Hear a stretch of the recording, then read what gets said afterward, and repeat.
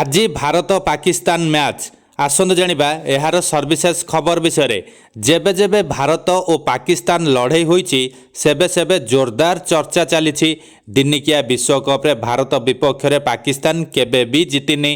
ଭାରତ 8-0ରେ ଆଗରେ ରହିଛି। T20 ବିଶ୍ୱକପ୍ରେ ପାକିସ୍ତାନ କେବଳ ଗୋଟାଏ ଥର 2022ରେ ଭାରତଠାରୁ ଜିତିପାରିଛି। କିନ୍ତୁ ଚାମ୍ପିୟନ୍ସ ଟ୍ରଫି ଗଣତି କିଛି ଭିନ୍ନ କଥା କହୁଛି। ଚାମ୍ପିୟନ୍ସ ଟ୍ରଫିରେ ଭାରତ ତୁଳନାରେ ପାକିସ୍ତାନର ପଲ୍ଲା ବେଶ୍ ଭାରୀ।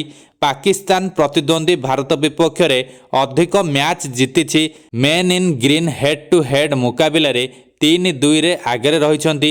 କଥା ହେଲା ଚାମ୍ପିୟନ୍ସ ଟ୍ରଫିକୁ ମିନି ବିଶ୍ୱକପ୍ ମଧ୍ୟ କୁହାଯାଏ। 2017 ମିନି ବିଶ୍ୱକପ୍ ଫାଇନାଲରେ ଭାରତକୁ ହରାଇ ପାକିସ୍ତାନ ଚାମ୍ପିୟନ୍ ହୋଇଥିଲା। ପାକିସ୍ତାନ ପ୍ରଥମ ଥର ପାଇଁ ଚାମ୍ପିୟନ୍ସ ଟ୍ରଫି ମଧ୍ୟ ଜିତିବାକୁ ସକ୍ଷମ ହୋଇଥିଲା।